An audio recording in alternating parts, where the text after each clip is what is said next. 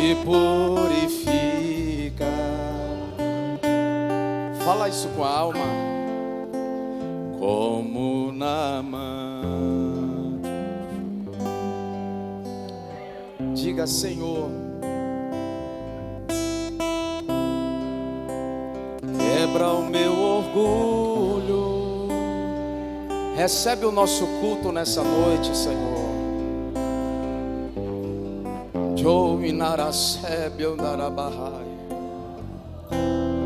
Não nos deixe sair da forma como entramos,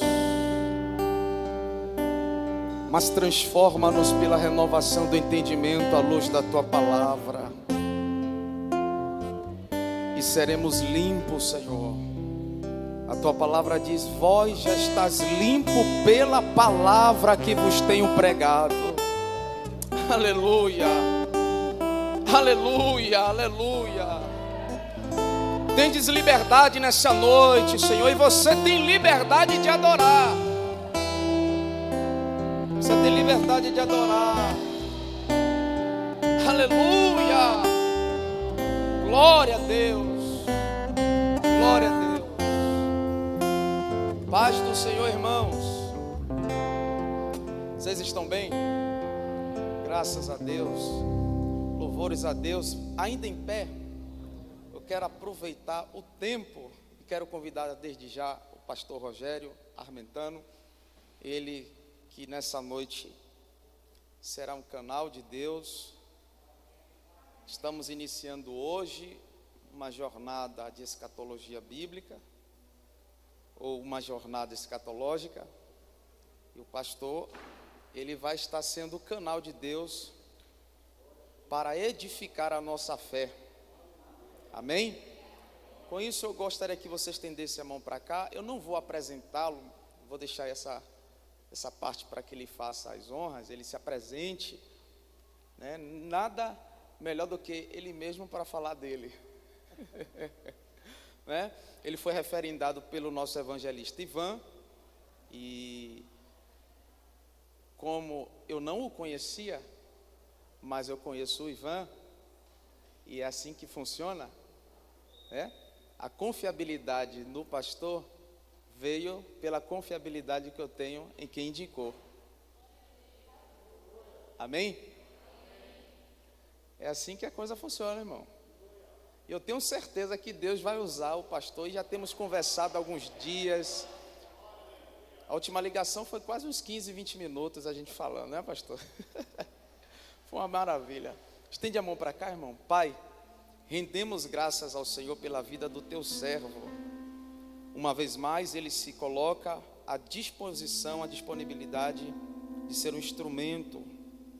Enquanto ele estiver aqui falando da sua palavra, guarda a sua casa, guarda a sua família, blinda, livra de toda e qualquer retaliação.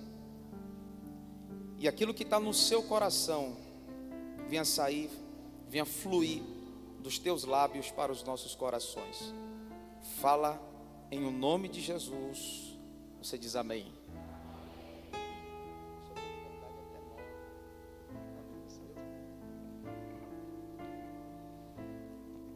Amados irmãos, a paz do Senhor para vocês.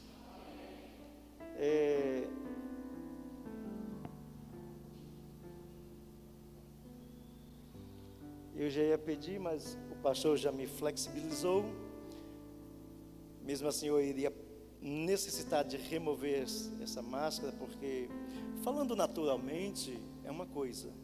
Quando nós vamos falar para o povo de Deus, como eu estava falando para o nosso pastor, sentimos muita responsabilidade, não apenas eu, mas a todos quantos fazem uso da palavra do Senhor, a responsabilidade de transmitir a palavra de Deus ao povo de Deus, em nome de Deus. Isso pesa muito. Então, nesse momento de falar a palavra de Deus, o fôlego dentro dessa máscara falta. E como eu também sou alérgico, dificulta mais ainda. Amados irmãos, Eu peço a vocês que se assentem, por gentileza.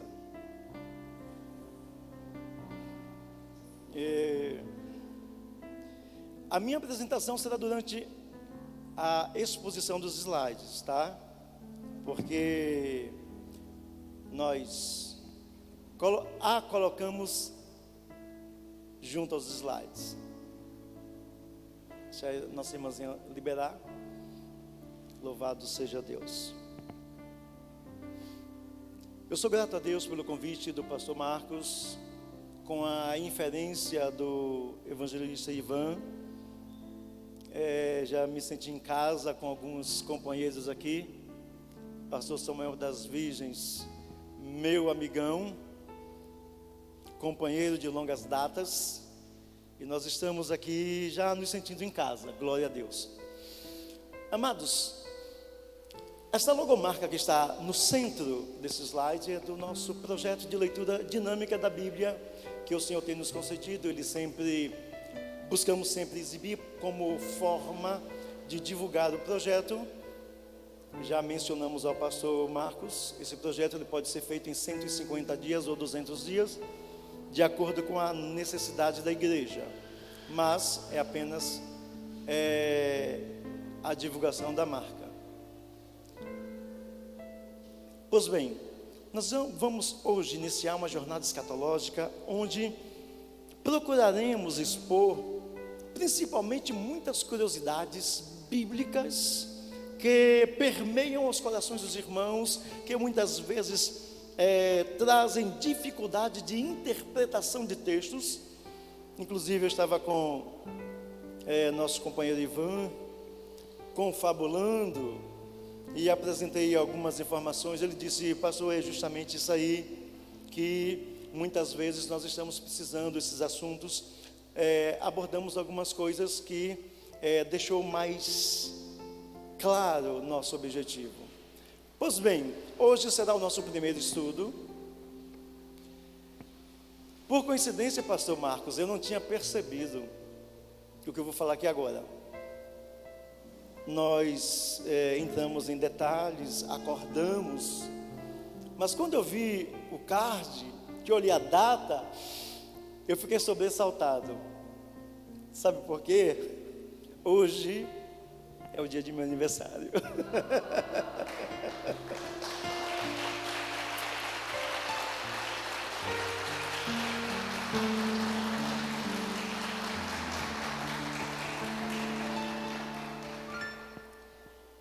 E papai me trouxe para comemorar com vocês.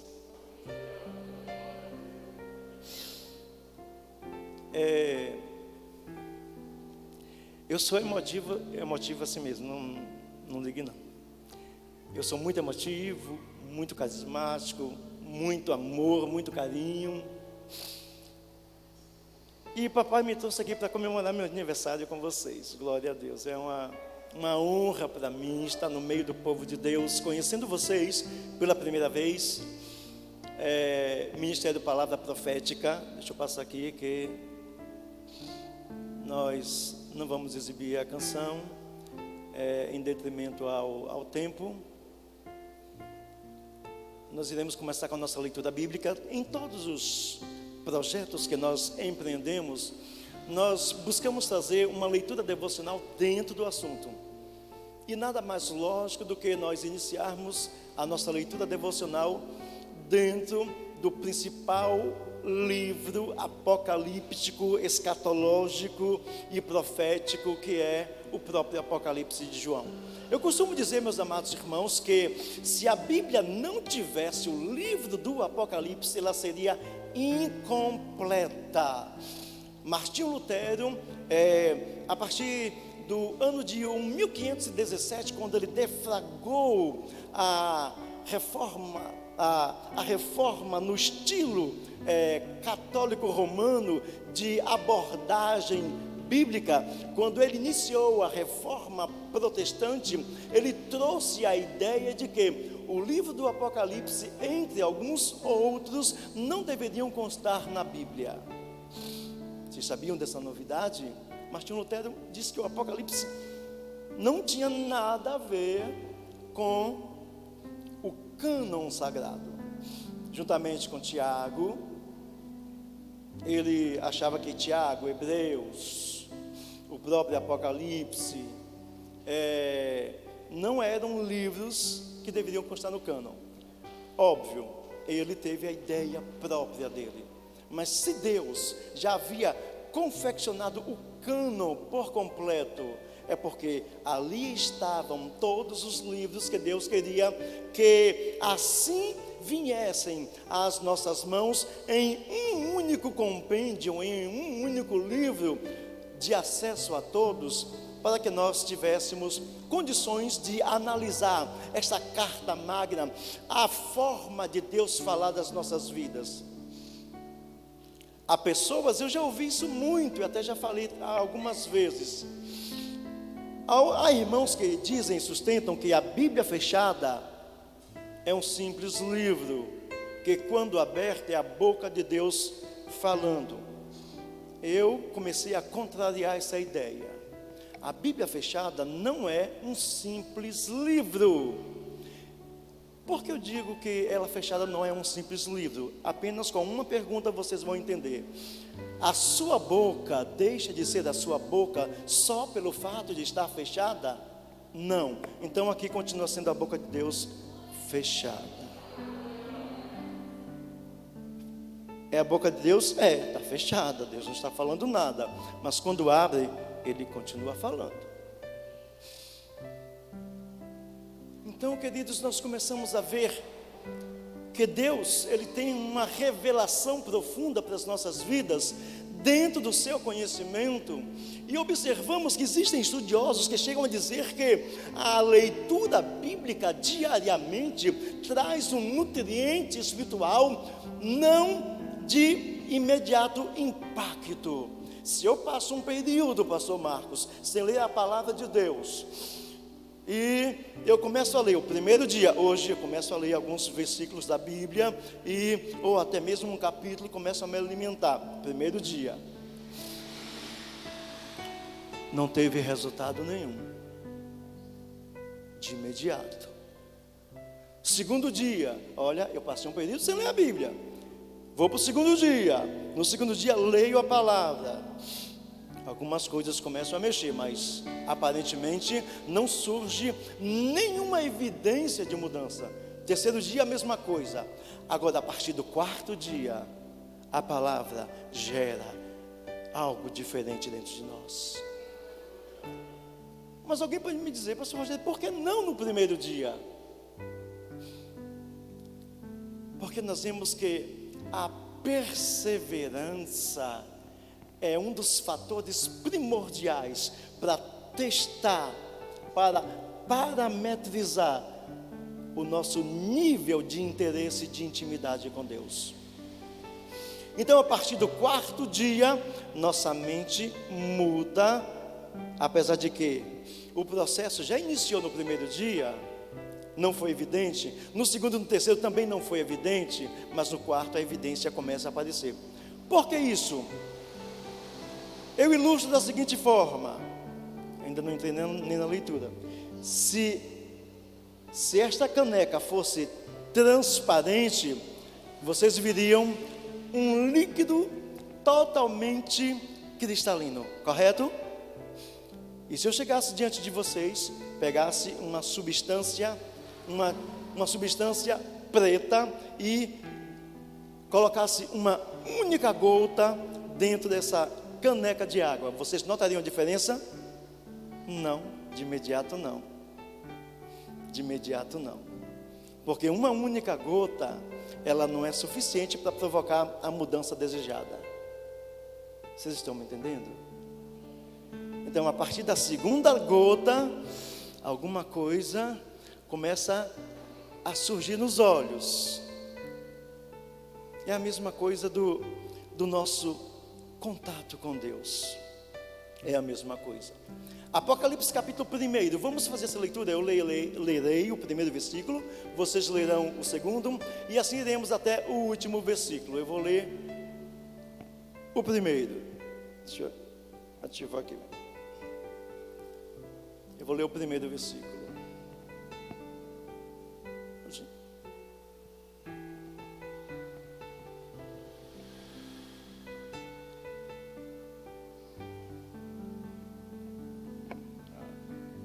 Ativou. Não quer passar, dá um enter aí, querida.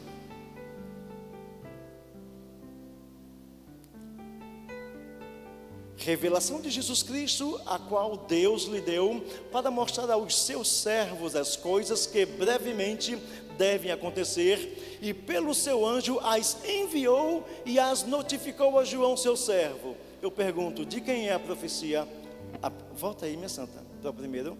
De quem é a profecia do livro de Apocalipse? De quem é a profecia?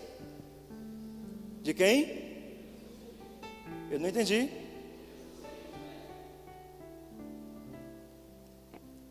Jesus recebeu de alguém. Quem foi? A qual Deus lhe deu. De quem era a revelação? Deus. João recebeu de quem? Não foi de Jesus, foi do anjo, pelo qual seu anjo as enviou e as notificou a João. Notaram como é a interpretação bíblica? Às vezes dá uma dificuldade de resultados. A revelação apocalíptica, ela é de Deus, dada a Jesus Cristo, e Jesus chega e revela, tira do plano da esfera espiritual, entregando ao anjo para depositar na mente e nos olhos de João, servo do Senhor. Leia um segundo versículo.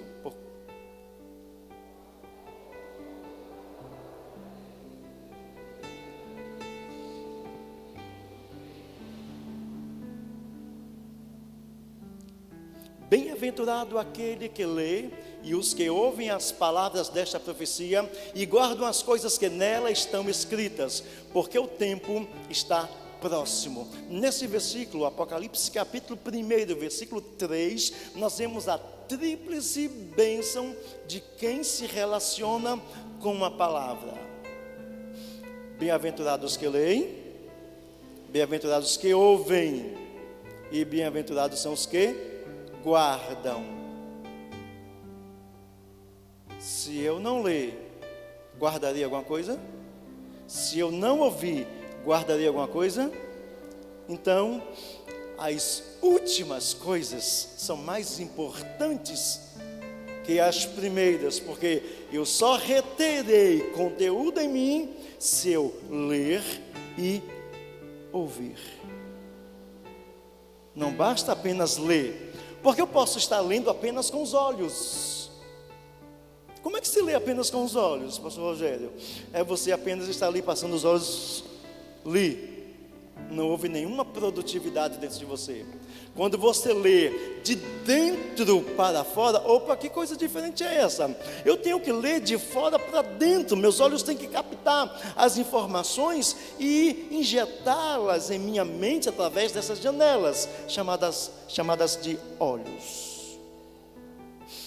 Mas a leitura começa de dentro: sede, vontade, desejo, dependência, carência de ler a palavra de Deus. Quando você se aproxima da palavra, da mesma forma que eu me aproximo de uma taça, de um copo, de uma xícara, ou até mesmo de uma caneca de água, com sede, eu vou beber com gosto. Alguém está me entendendo? Então você tem que ir para a palavra com desejo de guardá-la. Escondi a tua palavra no meu coração. Quando nós escondemos a palavra dentro de nós, não pecamos, não pecamos, não pecamos. Eu posso ouvir a palavra também, mas usar a audição como ouvido de mercador. Como assim?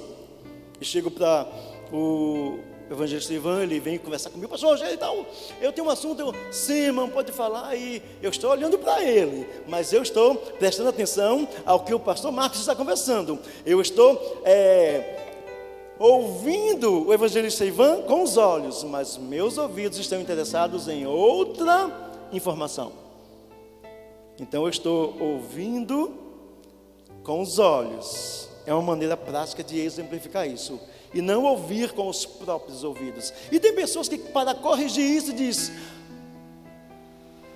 ô, pastor Ivan, repete aí que eu não entendi nada. Gente, o negócio é sério. Relacionamento com a palavra é algo muito sério. Nós devemos ouvir com os ouvidos, enxergar com os olhos. Cada faculdade em seu posicionamento. Leiam o próximo versículo, por favor.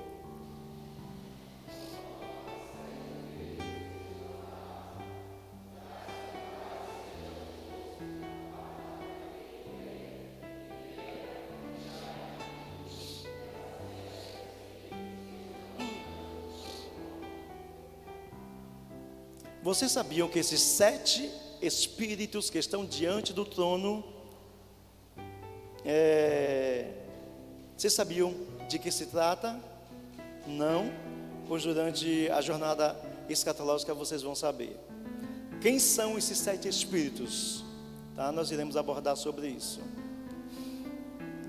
E da parte de Jesus Cristo, que é a fiel testemunha, o primogênito dentre os mortos e o príncipe dos reis da terra, aquele que nos amou e em seu sangue nos lavou dos nossos pecados. Leiam.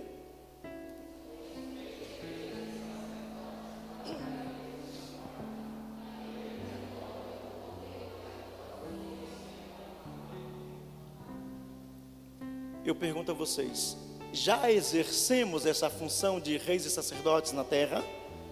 Já? Não. Não exercemos ainda essas funções de reis e sacerdotes. Por que não? Porque essas funções estão reservadas para dentro do reino milenial, reino milenar de Jesus, onde nós seremos reis e sacerdotes. Muitos aqui poderão exercer funções administrativas, sendo reis propriamente dita, literalmente dita, nas nações onde o tipo de governo é monarquia. Poderão ser governadores de estados, presidentes da república, até prefeitos de cidades. Isso será o exercício de ser reis, ou outros serão sacerdotes, ou até mesmo sacerdotisas, conduzindo pessoas à direção espiritual de Deus, canalizando suas vidas espirituais a uma comunhão profunda com o Senhor. Essas funções estão reservadas para o reino milenar de Jesus. Lerei o próximo. Eis que vem com as nuvens e todo olho o verá, até os mesmos que ultrapassaram, e todas as tribos da terra se lamentarão sobre ele. Sim, amém. Amados, esse versículo é uma das menções escatológicas que ficará para os últimos instantes, as últimas realizações cristocêntrica aqui na terra.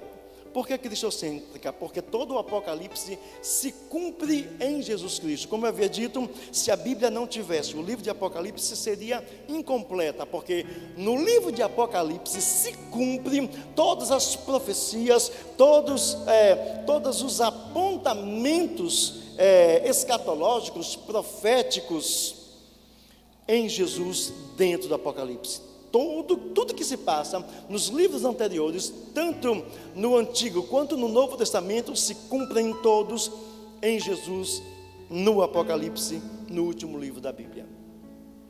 Então, nós vemos que esse momento que diz que todo olho verá, está reservado para a segunda parte da segunda vinda de Jesus, que será visível a todos os olhos, certo? E essa parte estará disposta ou disponível a todos verem. Como é que todo olho verá? Como é que, se Jesus vai descer em Jerusalém, seus pés pisarão no Monte das Oliveiras, como é que as pessoas que estarão nos outros países enxergarão Jesus? Tecnologia. Estarão filmando Jesus descendo e todo olho o verá, onde quer que esteja. Um aparelhinho de smartphone, todos verão uma transmissão ao vivo de que Jesus está descendo, voltando, retornando à terra para dar vitória ao povo de Deus, Israel.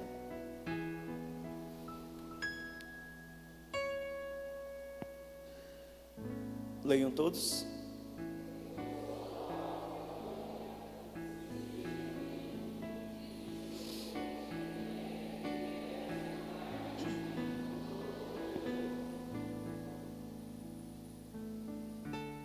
Eu, João, que também sou vosso irmão e companheiro na aflição e no reino e paciência de Jesus Cristo, estava na ilha chamada Pátimos por causa da palavra de Deus e pelo testemunho de Jesus Cristo.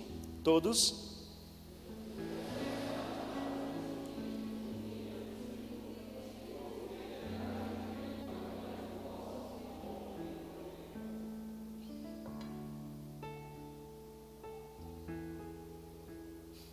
Que dizia: eu sou o alfa e o ômega, o primeiro e o derradeiro, e o que vês, escreve-o num livro e envia-o às 7 igrejas que estão na Ásia, a Éfeso, e a Esmirna, e a Pérgamo, e a Tiatira, e a Sardes, e a Filadélfia, e a Laodiceia.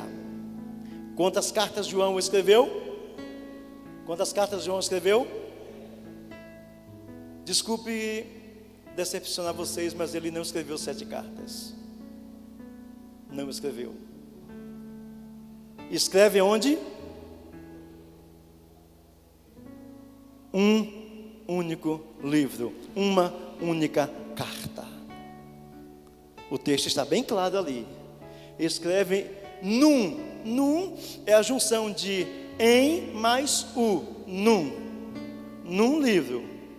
Então foi uma única carta com 7 divisões endereçadas a 7 igrejas. E este livro percorreu as 7 igrejas da Ásia Menor.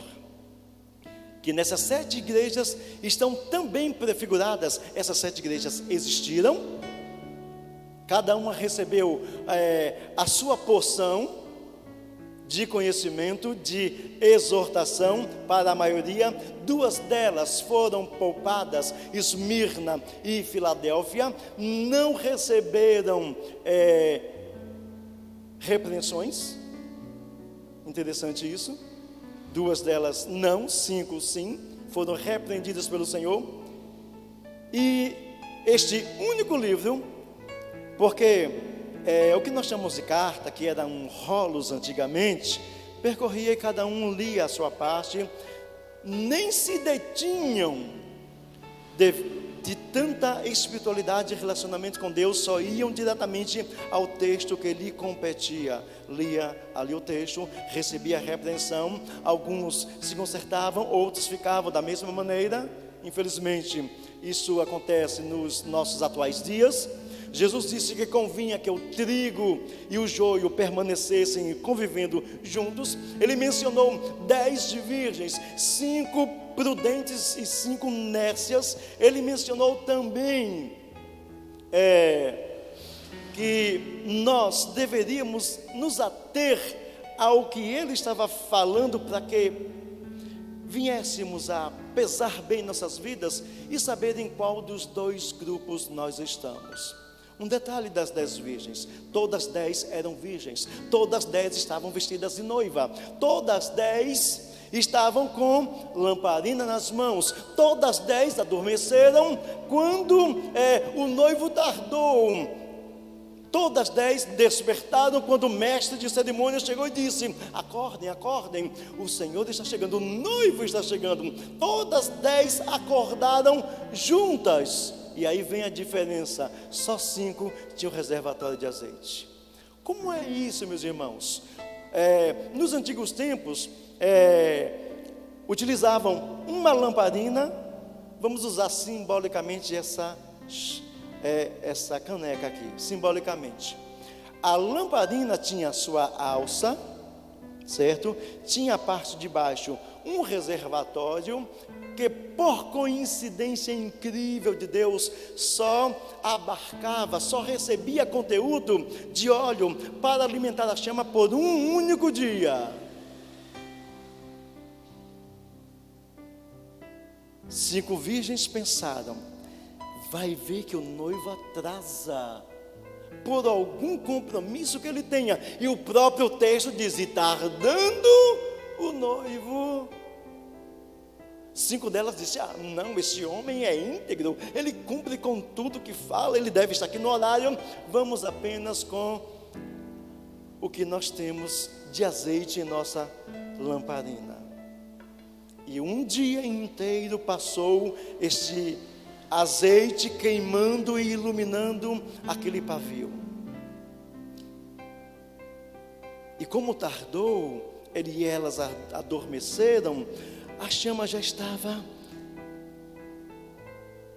baixando de intensidade. As 5 prudentes, elas pegaram e renovaram o azeite, mas 5 delas perceberam: estamos em dificuldades, e agora? Nos empresta do seu óleo um pouco. As prudentes disseram: não posso fazer isso não, porque vai ver que o noivo passe um tempo maior sem chegar, aí vai faltar a vocês e a mim, e nós não queremos perder este encontro. Eis a diferença entre aqueles que estão com compromisso com Deus e sem compromisso com Ele. Em todos os lugares nós iremos encontrar pessoas desse jeito, porque o próprio Jesus disse: convém que o trigo e o joio estejam crescendo juntos. Por que isso? Os discípulos chegaram e disseram: Senhor, os discípulos não, os servos daquela parábola que Jesus apresentou, disse: Senhor, autoriza que nós arranquemos o joio e deixemos o trigo. O dono daquela propriedade disse: não. Por que isso? Depois de estudos percebemos que a raiz do trigo desce reta. A raiz do joio é predatória, nasce e se entronca em raízes próximas. E se arrancar o joio, trigo vai junto. Perceberam? Relacionamentos, membros da mesma família, e aí vai.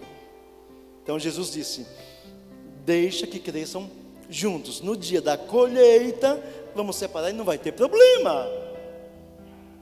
Quem é trigo, vem para o meu celeiro. Quem é joio, queimado será. Como dizem os neopentecostais, é forte. O negócio é sério, muito sério. Amados irmãos, eu estou percebendo que, pelo que o Senhor está fazendo aqui de inferências, vamos passar um pouco apenas do primeiro capítulo, mas toda a introdução é assim mesmo. Leiam todos.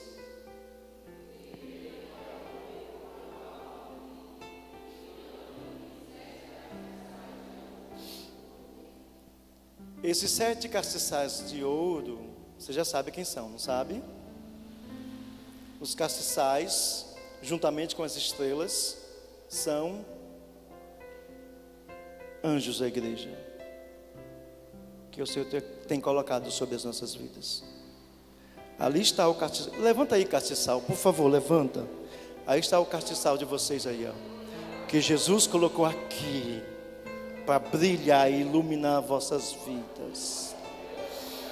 Obrigado, pastor. E falando nisso, Jesus disse algo interessante. Ele disse: eu sou a luz do mundo.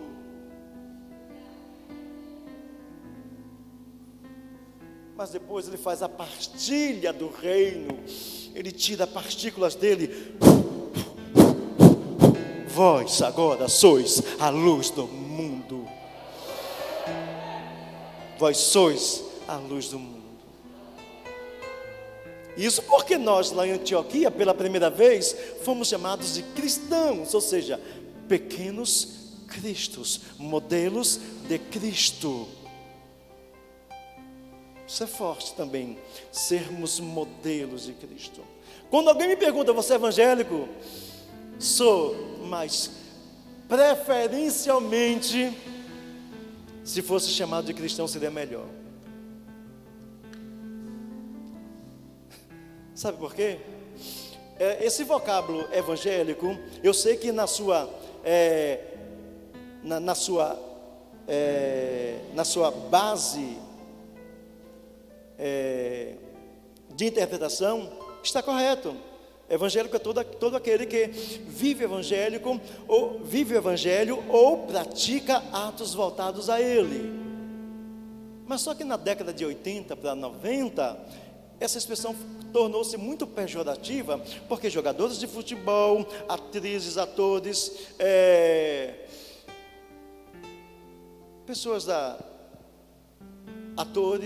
cantores, começaram a usar essa expressão e começaram a maculá-la também, porque diziam que estamos cumprindo contratos e nós precisamos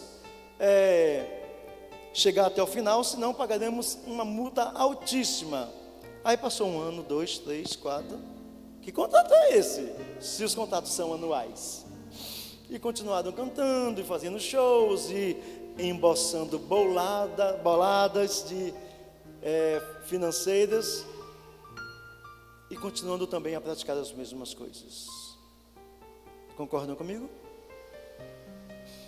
Então, evangélico, eu mesmo, às vezes eu falo, às vezes quando eu noto que o ambiente não é propício para fazer essa inferência, eu me calo. Digo que sou evangélico, sim. Graças a Deus, sou sim. Graças ao bom Deus, sou evangélico. Tudo bem. E aí vai.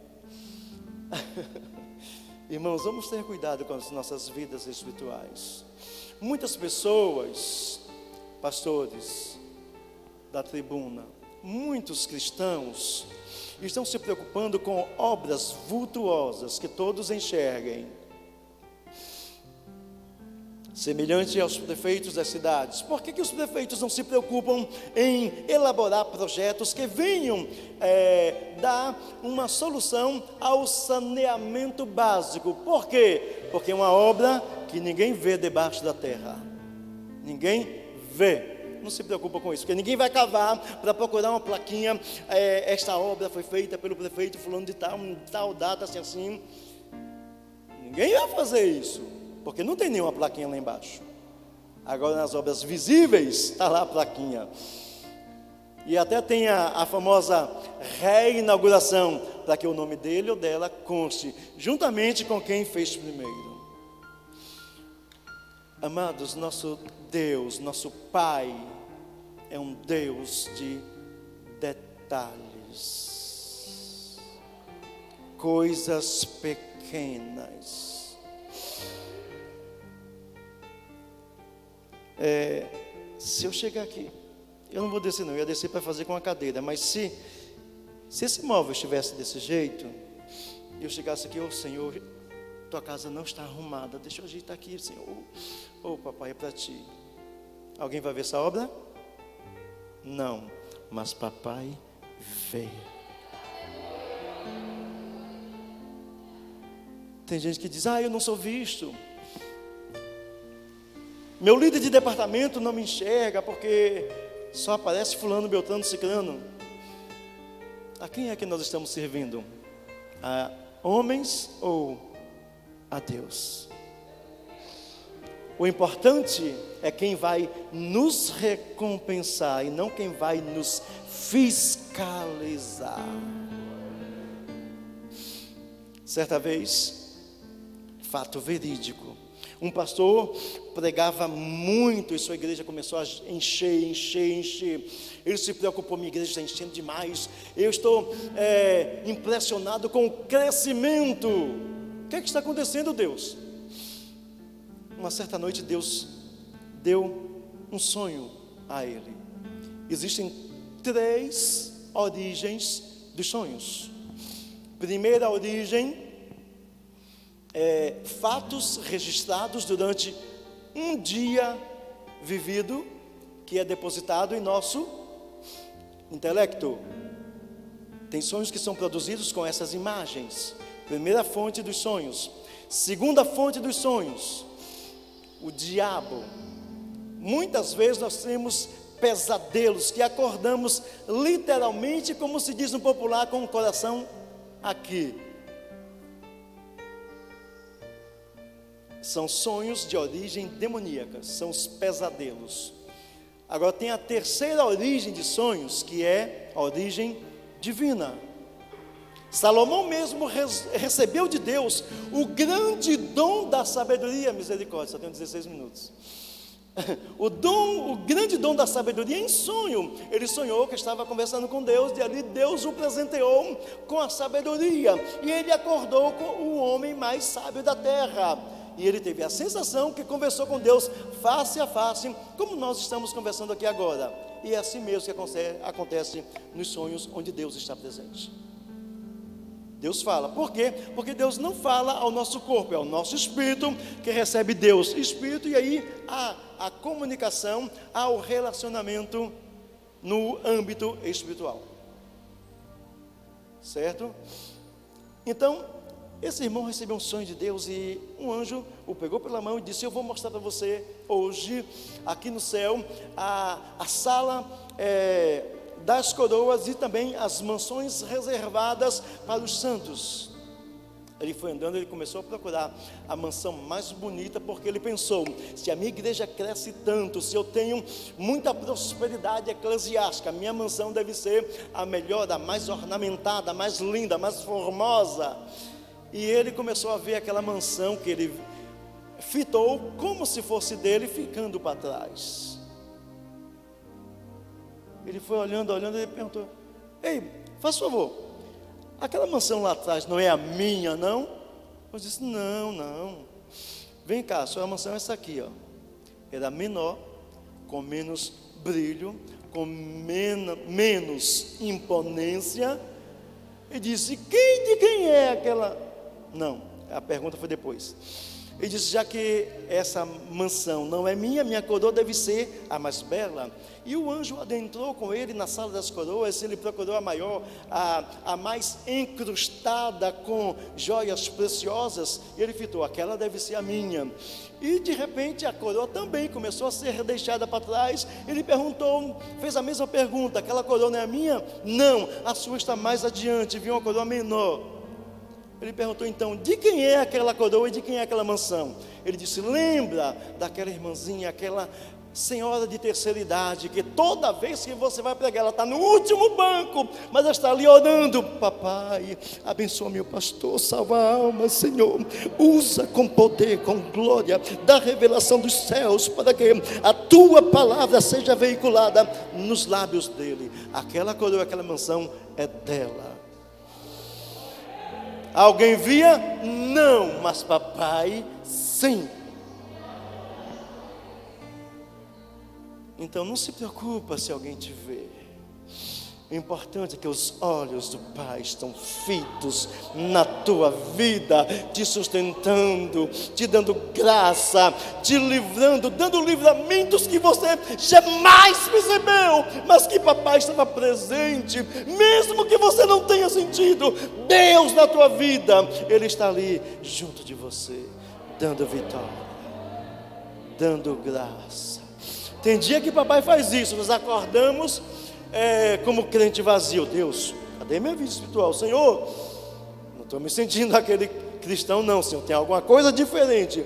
Deus simplesmente, Ele decidiu não agir. Não agir não é a ausência de Deus. Deus continua em nós, mas Ele resolveu não agir naquele dia. E você sentiu toda a diferença. Deus, o que está acontecendo?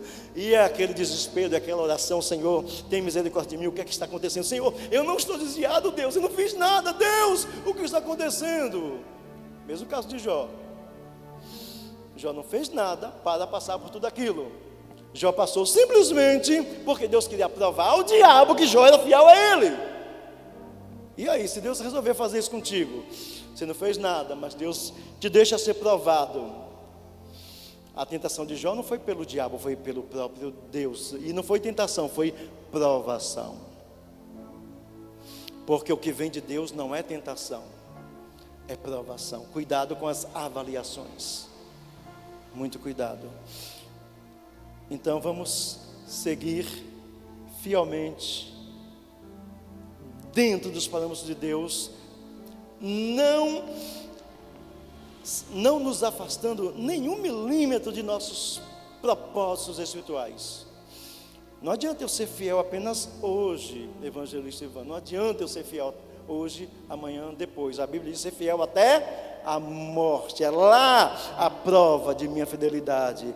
Perseverai hoje, amanhã, depois. Não, perseverar até o fim. É lá a prova de fidelidade. Não é apenas hoje. Eu estou aqui, pastor, cheio do Espírito Santo. Deus está me usando, glória a Deus. E pronto, vou para o céu. Se não for fiel até a morte, já foi, bye bye. Todas as bênçãos na Bíblia são condicionais. Até a salvação é condicional. Não é uma vez salvo, salvo para sempre. Não. Existem umas filosofias pagãs aí, antibíblicas, que é muito sério nós falarmos sobre isso, mas misericórdia, eu estou apenas na leitura e parece que não vou sair dela. A lei da predestinação, que alguns pregam por aí por fora, diz: uma vez você salvo, salvo para sempre. Mesmo que você desvie, vá para o mundo, pratique todo tipo de pecado, mesmo naquela condição de sujeira, você ainda é salvo, porque é salvo para sempre. Minha Bíblia não diz isso não. Jesus precisa provocar dentro de nós o processo chamado novo nascimento. Sem o novo nascimento, ninguém é salvo. Meus amados, vamos adiantar aqui. Leiam todos, por favor.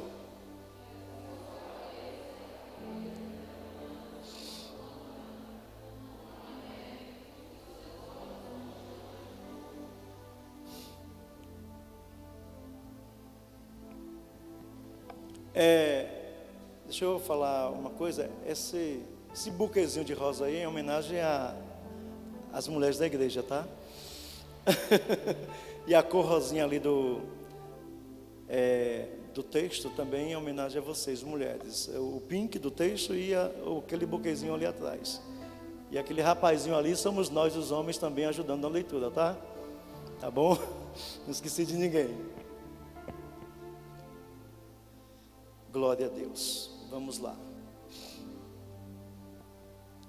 E os seus pés semelhantes a latão reluzente, como se tivessem sido refinados numa fornalha, e a sua voz como a voz de muitas águas. Irmãos, isso é interessante. Um latão reluzente, ele precisa ser purificado,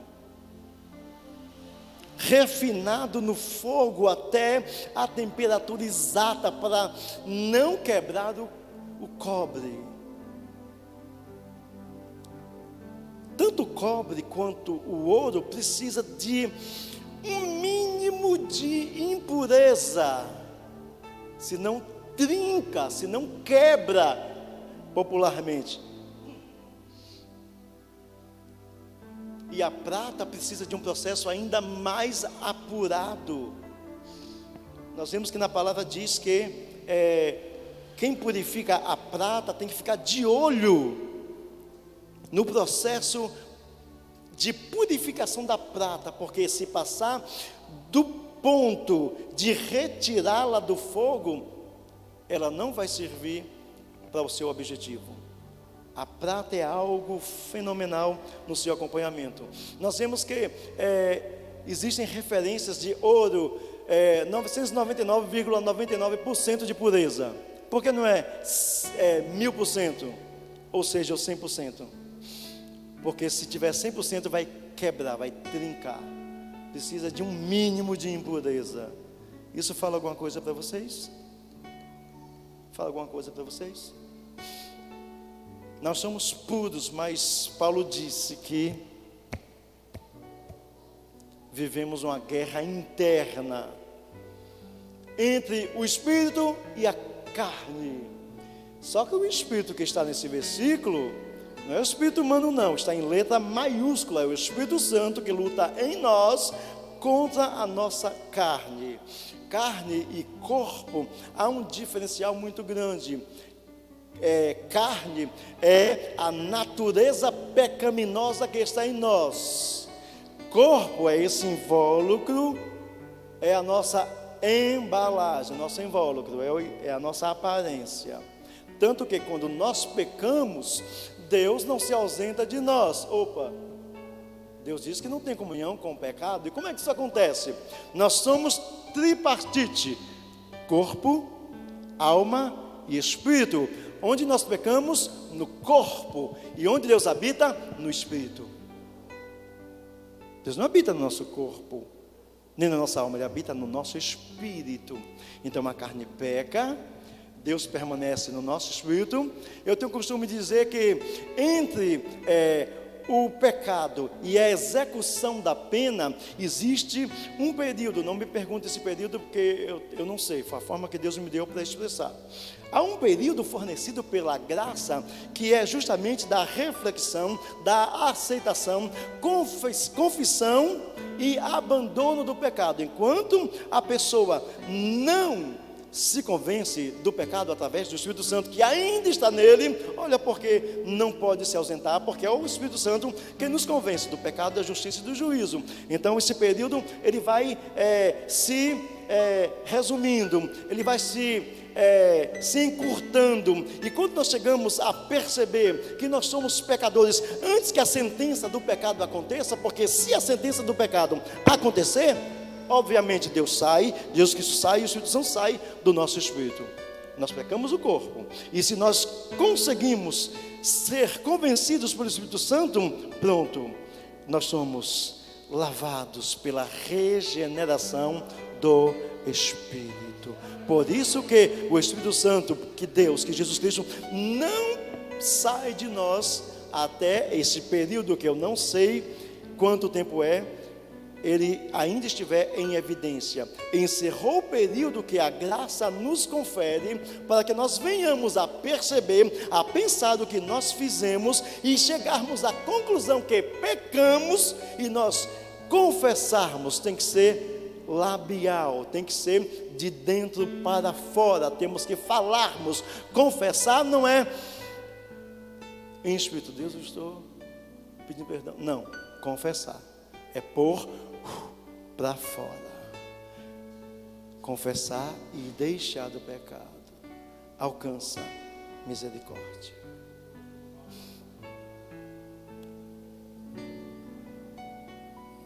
Leiam todos, por favor.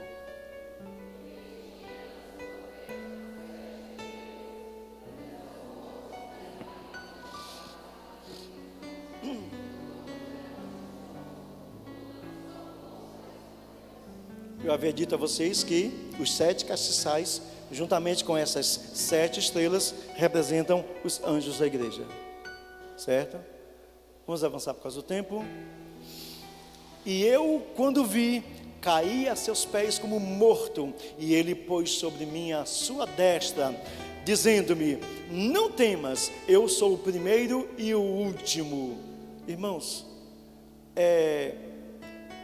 esse versículo fala de destra. O que é uma destra? É o lado direito. Ele colocou sobre mim a sua destra, ou seja, a sua mão direita. A mão direita de Jesus foi colocada sobre o ombro de João, e ele foi reanimado. Uma curiosidade: vocês já notaram que a Bíblia fala muito pouco do lado esquerdo? Notaram isso? Fala sobre destra. O Salmo 91, 1000 cairão ao seu lado esquerdo, 1000 cairão ao seu lado. Não fala, mas na direita fala 10.000 à tua direita. Por que isso? Jesus está sentado à destra de Deus, do lado direito de Deus. Por que isto?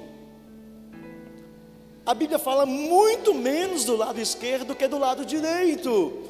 Isso tem alguma analogia, pastor Rogério? Tem sim. O lado direito, conforme o judaísmo, é o lado da força, do domínio, do controle. Por isso que os próprios judeus usam os filactérios. Filactérios são aquelas caixinhas pretas usadas na testa e no braço direito. Por isso que só usam no braço direito. Os poucos que utilizam os filactérios no braço esquerdo, porque são canhotos. O lado da força deles é o esquerdo. Então, são os únicos que usam filactérios do lado esquerdo, que é o lado do domínio deles, da força deles. Mas em predominância é o lado direito. Até os sacerdotes, ao serem ungidos, era a ponta da orelha direita, a unha do polegar direito da mão e a unha do polegar direito do pé, sempre lado direito, o lado do controle e do domínio. E o lado esquerdo é o lado pecaminoso, é o lado da facilidade, é o lado das impurezas e da fácil queda do homem. Interessante isso. A Bíblia traz cada exemplo exemplar. Amados, me foi facultado aqui mais 30 minutos. Eu disse ao pastor que quando chega o meu horário, eu digo à igreja: olha, chegou o meu horário, por mim, eu paro. Mas se vocês desejarem acrescer um determinado período, nós caminharemos juntos. Então está me sendo facultado aqui mais 30 minutos. Vocês aprovam? Amém? Glória a Deus. Obrigado, papai. Então, são muitos exemplos que a Bíblia nos dá a respeito desses detalhes. É interessante isto. Leiam todos o versículo 18.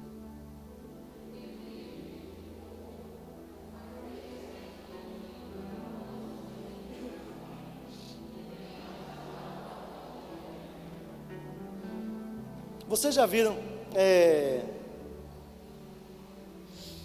ali na Avenida Getúlio Vargas, quase em frente ao Colégio Safra, antigamente São Francisco, do outro lado tem a sede diocesana. Já viram ali? A sede diocesana do catolicismo ali, da Igreja Católica. Tem um colégio descendo a Getúlio Vargas em direção ao Mercado de Artes. Do outro lado, do lado esquerdo, tem o Colégio Safra. Do outro lado ali, mais ou menos, do outro lado, próximo, quase em frente, não é bem em frente não. Eu acho que fica próxima, na sinaleira, tem a Lucidata de um lado e fica do outro.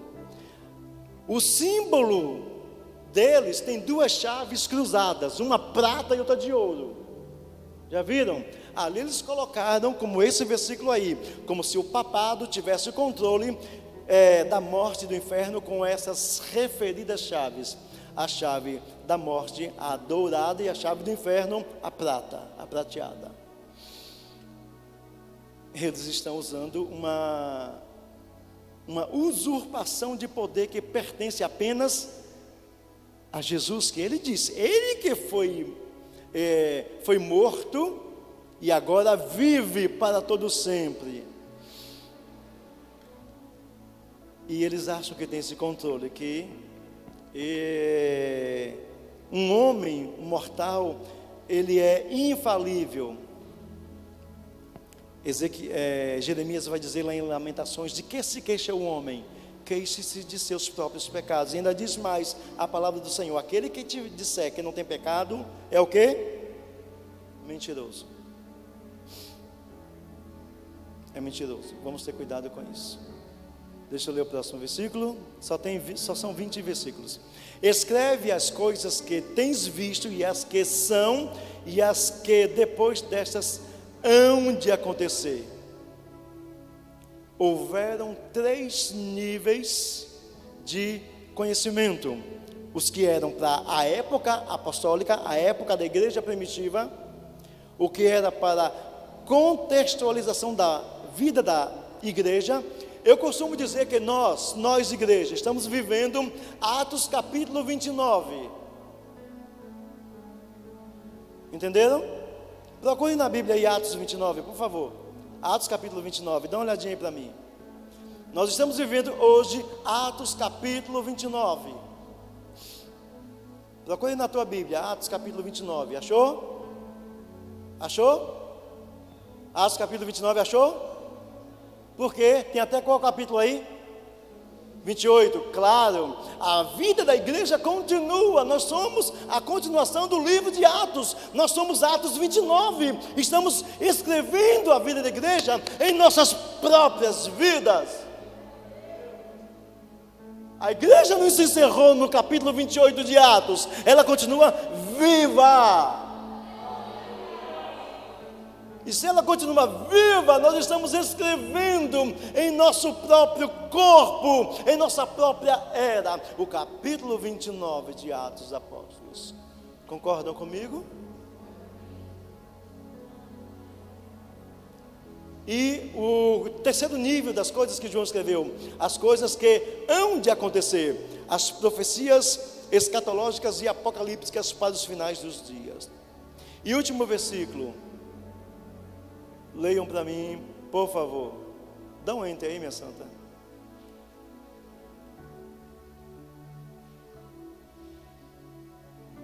Pronto. Leiam, por favor.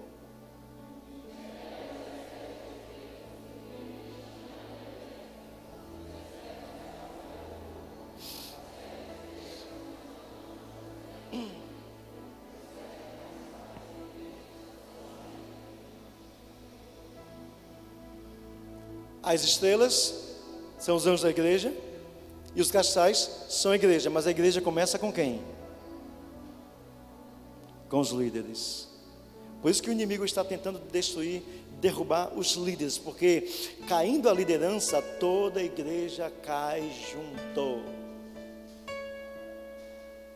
Por isso que nós estamos vendo, ouvindo, visualizando manchetes, noticiários de pastores que estão caindo, e o ingrediente principal que o inimigo está usando nos últimos dias é a parte física dos desejos carnais.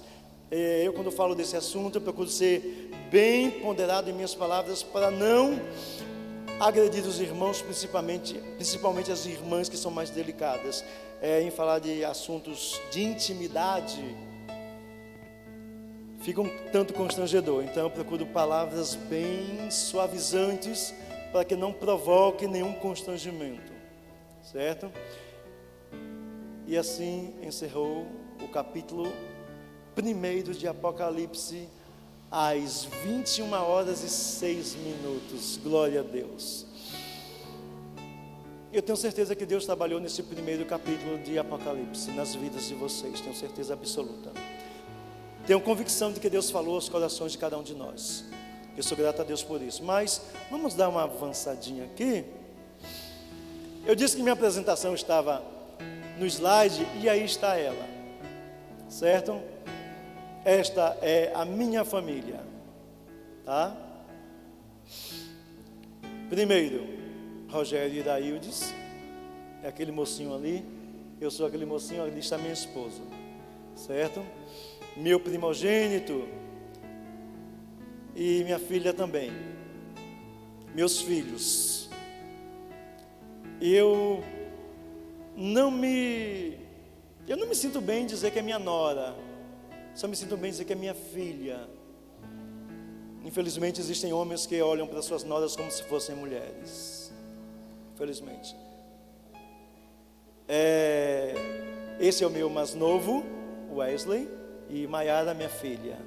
E surgiu uma fofurazinha, o Theo, desse casal, meu príncipezinho. Amados, eu louvo a Deus por minha família, pelo que Deus tem feito em nossas vidas. Eu agradeço a Ele pela família que tenho. Esta é a igreja da qual faço parte, a ADEFES. E esses são meus pastores que ministram sobre a minha vida, certo?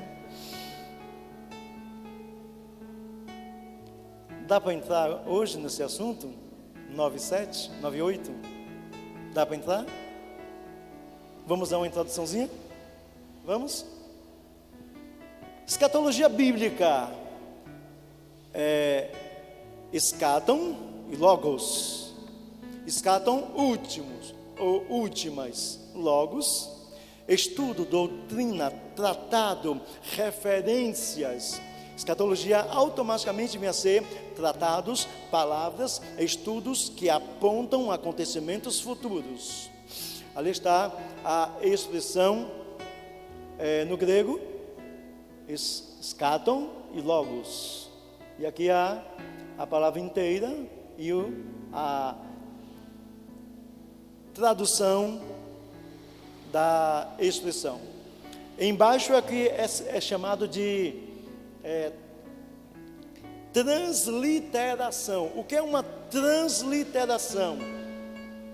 É escrever da maneira que ouve. Eu estou usando palavras bem simples para que vocês entendam. Uma transliteração é você escrever da forma que está ouvindo. Eschaton. É mais fácil que você chegar aqui e dizer que aqui é eschaton, né? Não é mais fácil? Então aqui essa palavra aqui é eschaton, ou seja, a transliteração, a forma que se fala, que nós ouvimos é essa. E logos, aqui está no grego, aqui são expressões gregas. Logos no grego, fica mais fácil nós falarmos logos do que tentarmos ler o grego que está aqui em cima. L-O, aqui um G, O e aqui um S. Fica mais fácil? Transliterar, transliteração, transliteração. É a forma que se fala, nós escrevemos.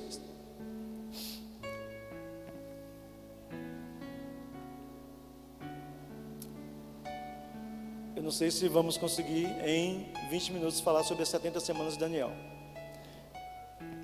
Porque o assunto tem algumas nuances e precisamos esclarecer para vocês. Abram suas Bíblias em Daniel capítulo 9. Daniel fica logo depois de Isaías. Isaías fica depois de Salmos. Geralmente os irmãos, para achar Salmos, abrem a Bíblia no meio. É a maneira mais fácil de localizar o livro dos Salmos. Abrir a Bíblia no meio. Já entra no livro de Salmos. Aí vai passando. Aí vem Provérbios, Eclesiastes, vem Cantares. Aí vai chegando próximo aí de Isaías, vem Ezequiel, Daniel. Daniel capítulo 9. Acharam? Daniel capítulo 9. Nós iremos utilizar aqui alguns versículos que são os versículos 24 a 27.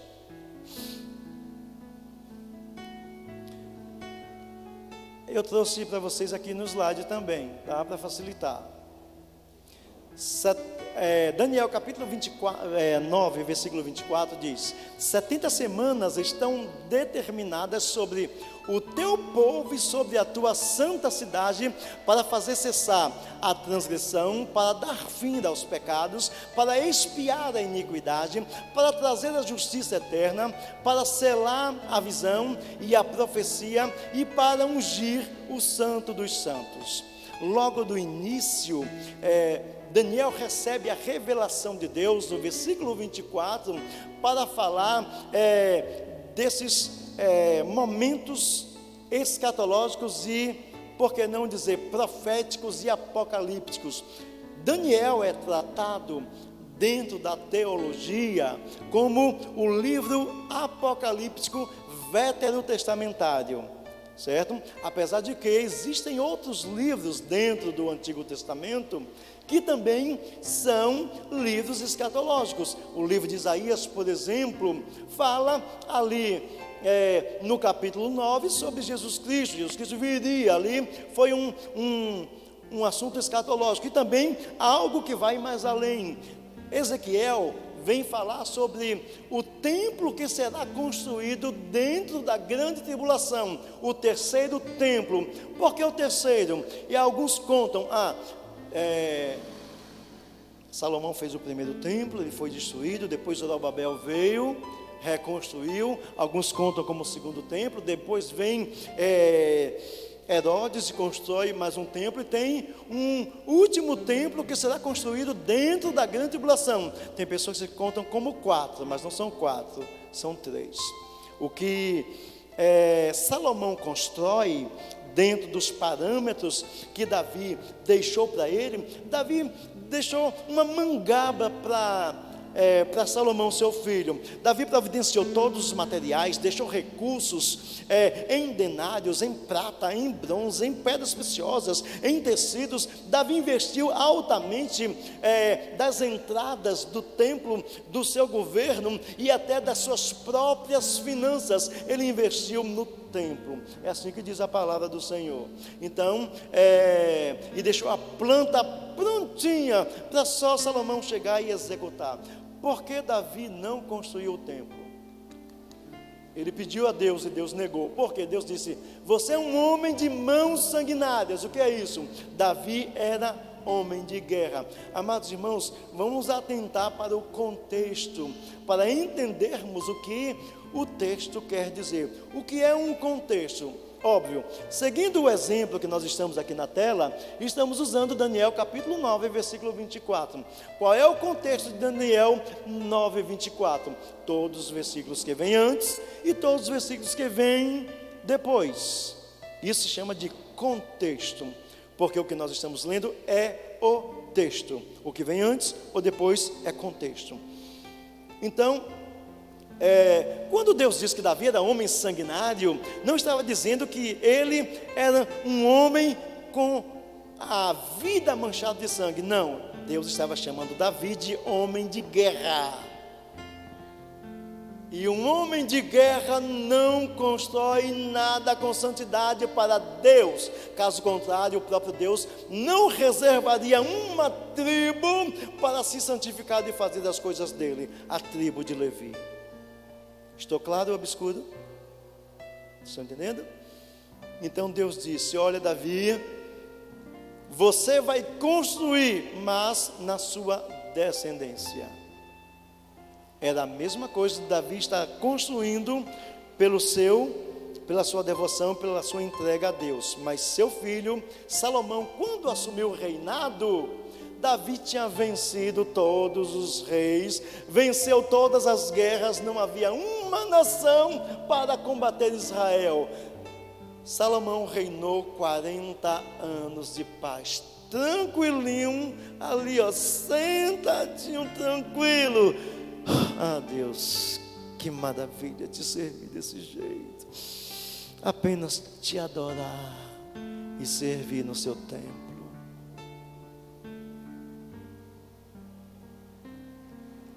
Para cada obra Deus tem homens e mulheres específicos e específicas. Ah, pastor Rogério, até hoje eu não sei qual é a minha função na igreja. Não adianta você perguntar a esses homens aqui, nem a mim. Pergunta ao dono da obra. Ele vai fazer brotar em você o desejo de fazer o que você foi especificado ou especificada por Ele realizar na obra. Ah, eu não sei realizar nada. Isso aqui você não sabe não? Lembra do exemplo da irmãzinha que sentava no último banco? Lá em cima, hipoteticamente, não é querendo fluir não, hipoteticamente levou vantagem. Mas só que a oração não vem antes da vigilância. Paulo não diz orai e vigiai, não, vigiai e orai. Por que isso? Não adianta eu ser atlético e musculoso espiritualmente, porque a oração, eu sempre exemplifico que a oração é a academia de Deus, te deixa resistente, forte. Não adianta tanta força e você receber armamento de última geração e não saber usá-la. Adianta para quê? Ser forte e você não saber de que lado o seu inimigo vem e como você combatê-lo. Não é apenas ser forte, é saber usar a sua força canalizada corretamente. E quem vai exercer esse papel? Quem vai me dar esse parâmetro, esse indicativo? A vigilância. Porque a vigilância te torna sagaz. Você enxerga, a Bíblia diz, Isaías vai dizer que o Senhor renova as nossas forças como águia, ou seja, nossa visão é de cima para baixo. Quem anda e vive no Espírito, a visão é de cima para baixo. Renovação, Deus revelou ali a Isaías algo fenomenal. Onde é que as águias renovam suas forças? As águias, elas têm uma perspicácia tão grande que ela economiza forças o mais que pode. Ela economiza energias. Ela sempre procura correntes de ventos para apenas planar, economizando energia e buscando visualizar a sua presa. A águia, quando vê a sua presa, do jeito que ela vem, ela observa, ela tem visão de longa distância. De longa distância, ela avista a sua presa ao longe e do jeito que ela vem, ela desce, arrebata e leva. Infelizmente na igreja temos muitos gaviões, pastores, temos muitos gaviões na igreja. Gaviões por quê? Porque o gavião, quando ele vai buscar a sua presa, ele para, começa a planar, a olhar, ele precisa parar para poder enxergar, e ele não se coloca na posição de alturas, nas nuvens ou acima delas. Não, o gavião precisa de poucos metros para enxergar a presa. Tem muita gente voando baixo na igreja, pastores. E quando para, é alvo fácil. Alguém me entendeu? É assim que funciona no reino espiritual. Muito cuidado. Então, Daniel começa. Eu tinha dito ao pastor que a maneira que Deus me concede ministrar é dessa forma. Às vezes o Senhor me para no assunto para ministrar para a igreja. E eu gosto de ser obediente. Eu até comentei com ele justamente no dia que foram 15 minutos que ele citou aqui, ele até contou, eu achei incrível, ele é atencioso, ele gosta de buscar informações e estar atento a tudo. Ótimo, muito bom.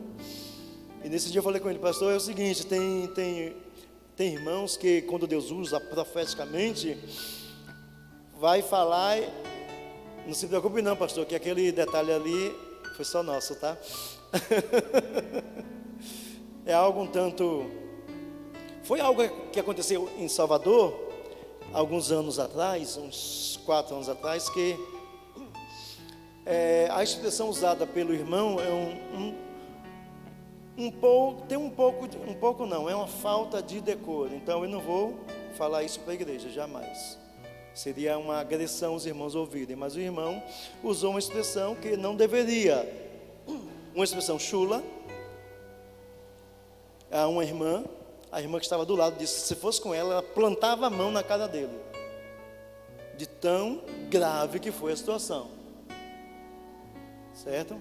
Não vou citar o episódio completo não, mas vou apenas citar o seguinte: quando Deus nos entrega uma profecia, a forma pela qual nós iremos transmiti-la é de responsabilidade nossa. Deus entrega, pam, a profecia já está aqui dentro. A maneira que nós vamos transmiti-la é de nossa responsabilidade. Tem irmãos que acham que para transmitir a profecia precisa de um recheio de línguas estranhas. E porque isso, e porque aquilo, é uma das formas de Deus agir, óbvio, tranquilamente, é aceitável. Mas Deus também fala em profecia da maneira que eu estou falando aqui para vocês. Sem línguas estranhas, mas o Espírito Santo chega aí, testifica nos corações, quebra vidas, restaura também, porque Deus tem múltiplas maneiras de ação. E cuidado com as interpretações. Será que isso é de Deus? Nada. Cuidado, eu tremo muito, tremo com isso, principalmente em julgar se uma ação é ou não do Espírito Santo, porque muitos estão comprando passaporte apenas de ida para o inferno, porque blasfema contra o Espírito Santo. Amados, a blasfêmia contra o Espírito Santo não tem perdão, é o que diz a própria palavra. Mesmo que a pessoa venha se arrepender, não tem perdão, não tem perdão. Me faz lembrar do episódio do diabo lá no Éden, quando o diabo foi tentar Eva. É como se depois da tentação ficasse os três ali, diante do juiz para ser condenado. Aí a mulher, Deus perguntou: Eva, não, perguntou Adão: Adão, por que você pecou? Ah, Senhor, a mulher que tu me deu, veja o desprezo, a mulher que tu me deu e eu comi. Aí a mulher, por que tu pecou? A serpente me enganou. A serpente, por que você fez isso? Não tinha mais ninguém para passar a culpa. Vocês estão me entendendo? Transferência de culpa. Isso já começou no Éden. Ao invés de dizer: Senhor, eu pequei mesmo, eu quis, eu recebi o blá blá blá, mas eu quis, eu achei atraente.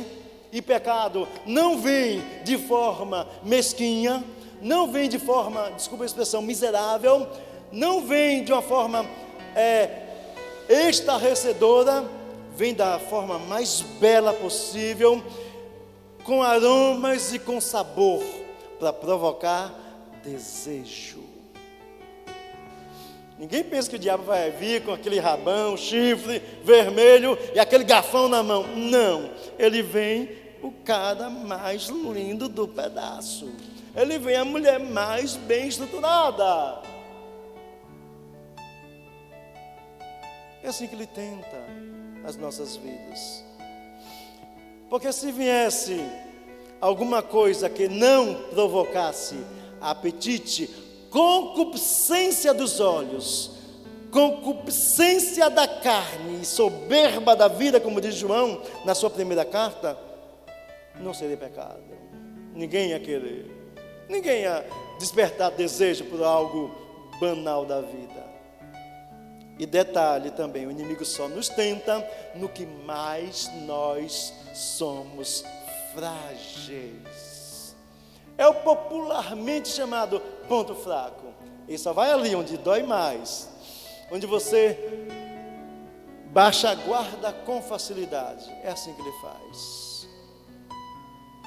Aí a palavra diz: vigiai e orai, porque a vigilância vai te dar estratégia, vai te dar mecanismos de ação. Aí a vigilância, quando detectar de que lado vem o inimigo, ele pega a oração, que é a sua força e a sua robustez, e canaliza e diz: é aqui, pum.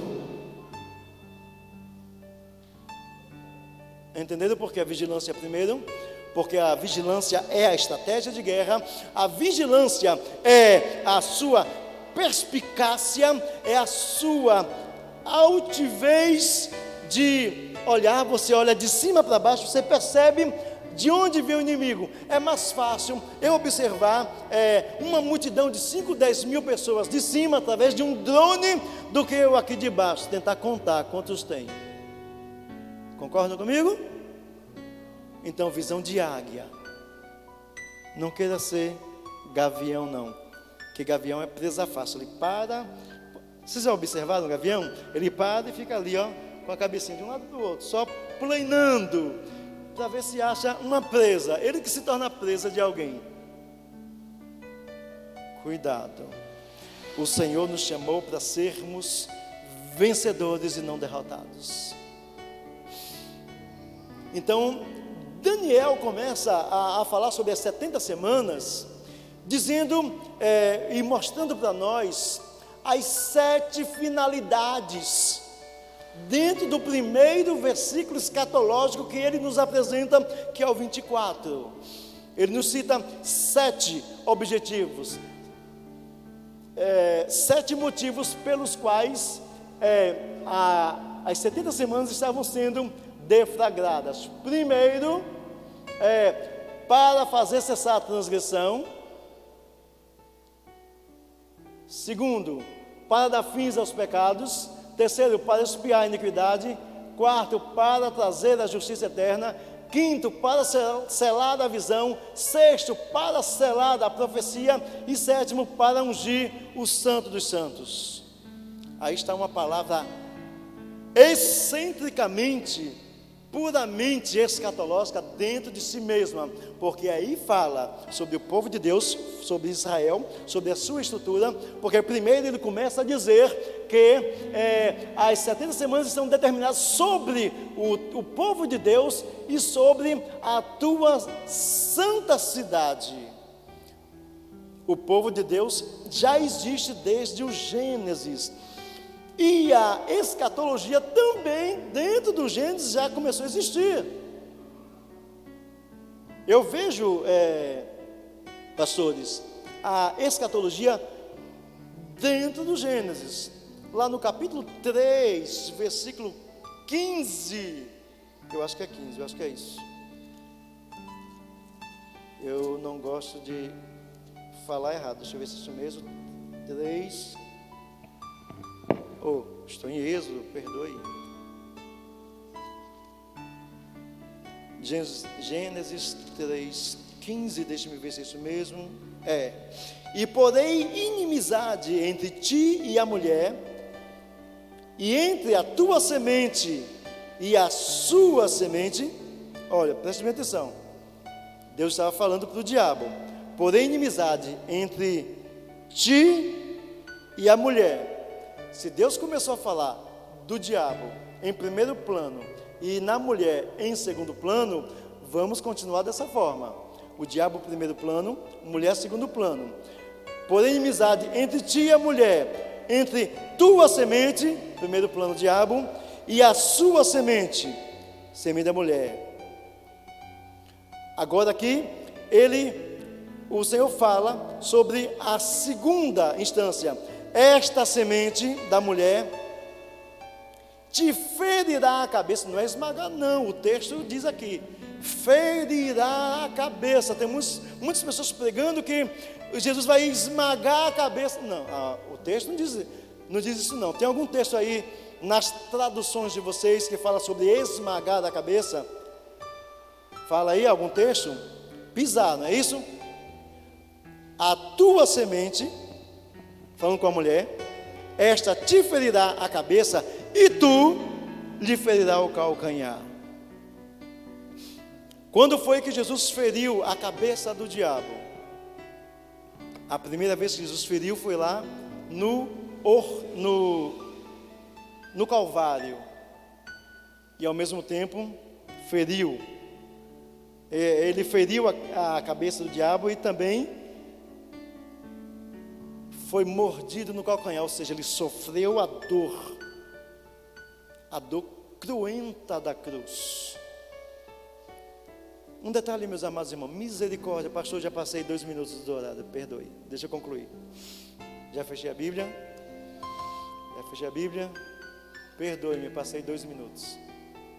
Só encerrando aqui essa reflexão.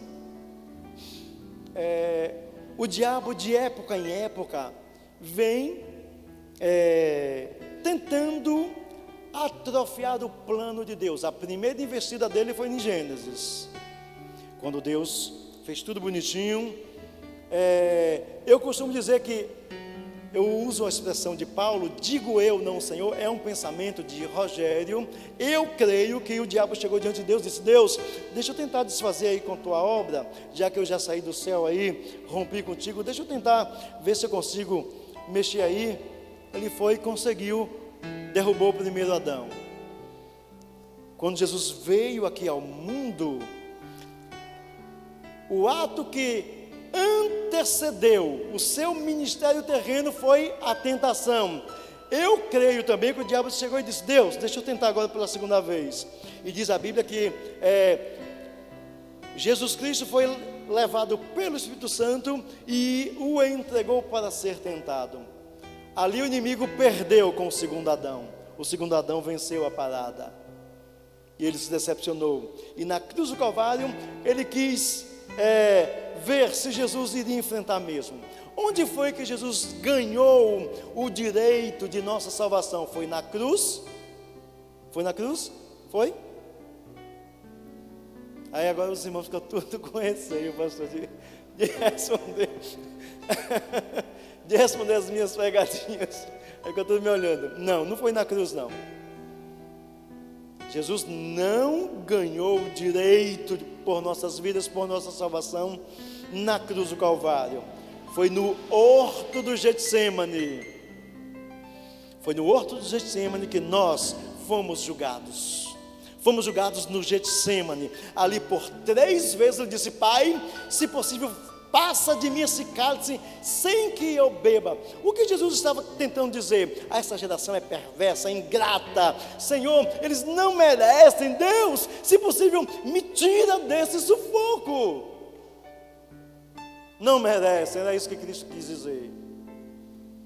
Mas após a 3ª vez, ele poderia chutar o balde, jogar a toalha no chão e dizer: chega, não quero morrer por esses ingratos. Mas após a 3ª vez, ele disse: Pai,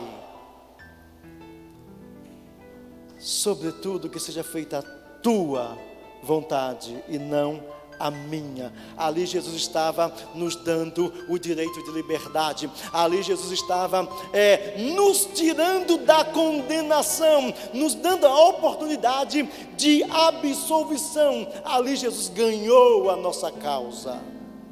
Foi no horto de Getsemane, porque no Calvário ele só foi cumprir o que foi decidido ali.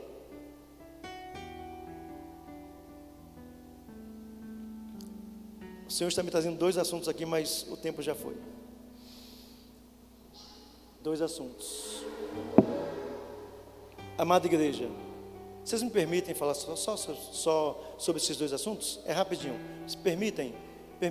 A igreja permite? Porque se não permite, eu paro aqui agora. Primeiro assunto é sobre um dos assuntos é o nosso relacionamento com Deus. E o outro é onde surge o pecado. O pecado surge aqui na nossa mente. Tudo acontece aqui dentro. Não pense que o que nós exteriorizamos, ou seja, o que nós praticamos do lado de fora do corpo, é uma ação isolada. Não. Tudo começa aqui dentro. Não existe aquela conversinha de alguns advogados que chegam diante dos meritíssimos e dizem: meritíssimo juiz, meu cliente não fez isso intencional. Isso, na psicologia, isso não existe. O corpo só reage depois de um comando defragado pelo cérebro. O cérebro lança o comando e os órgãos e os membros que irão desenvolver aquele projeto ou aquela ação são selecionados e a ação aparece fora do corpo. 2 textos bíblicos que nos traz alusão ao que nós estamos dizendo. O primeiro no Antigo Testamento, Gênesis capítulo 22, versículo 14, salvo engano, ali quando Deus pede a Abraão sacrificar seu único filho. Deixa eu ver se é o 14 mesmo, que eu temo muito ensinar errado. Gênesis 22, 14. Não, 14 não, 12. Diz assim: então disse: não estendas a tua mão sobre o moço e não lhe faças nada, porquanto agora sei que temes a Deus e não me negaste o teu único filho. Isaac estava vivo? Sim. E por que Deus disse que Abraão não negou o seu único filho? Decidiu na mente. E esse versículo tem sido pregado até errado por alguns pregadores, e até no início da minha fé eu pregava também. O versículo diz o seguinte, deixa eu desligar aqui meu apontador de slide. Aqui está simbolicamente cutelo, o cutelo ou a faca, seja o que for. Ele pegou, lançou mão, versículo Versículo 10. E estendeu Abraão a sua mão e tomou o cutelo para imolar o seu filho. Que nós temos a metodologia de isolar os versículos como se fossem ações separadas. Não. Abraão lançou a mão ao cutelo e Deus disse: Abraão, sim, Senhor, não levante a mão sobre. A mão estava baixa, não estava alta, não. A expressão é: não levante a mão sobre. Se é para não levantar, é porque ainda não levantou. Então ele pegou, passou a mão no cutelo, pegou: Abraão, não levante a mão sobre o menino. Largou o cutelo. E quando Deus disse que Abraão não negou o único filho, porque decidiu na mente, ele saiu de casa já com a mente focada no pedido de Deus. E aí nós dizemos: o seu culto não começa aqui dentro, começa lá na sua casa, quando você coloca propósito de adorar a Deus. Seu culto começa lá, seu objetivo começa lá. Quando você sai de lá, pronto, Deus está aqui já te esperando. Quando você chega lá, você já começa a se encher, sentir graça, glória, e começa a falar em línguas. Segunda menção. Segunda menção está na parte que Jesus chega para os seus discípulos e diz: se um homem olhar para uma mulher com desejo ilícito, já pecou aqui dentro sem precisar tocá-la. Então todo pecado começa aqui dentro. Aqui dentro nós temos as nossas maiores vitórias. E infelizmente aqui dentro sofremos as nossas maiores derrotas. Cuidado com o que nós pensamos. Segundo assunto, relacionamento com Deus. Muitos irmãos estão deixando de receber bênçãos de Deus, porque pedem bênçãos de filho na condição de servo ou serva. Como é isso? Sim. Aí nós chegamos na nossa oração: oh meu Deus, aqui está teu servo, tua serva, para pedir isso. Há momentos que esse relacionamento de senhor e servo e serva funciona, mas a maioria do relacionamento não é assim. É relacionamento de pai e filhos.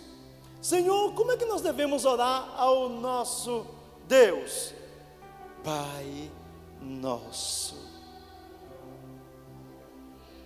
Eu não vejo um só versículo na vida de Jesus ele chamando Deus de Senhor. Eu só vejo chamando de Pai. Pai, estou aqui porque o Pai me ordenou. Eu só faço tudo que o Pai me manda.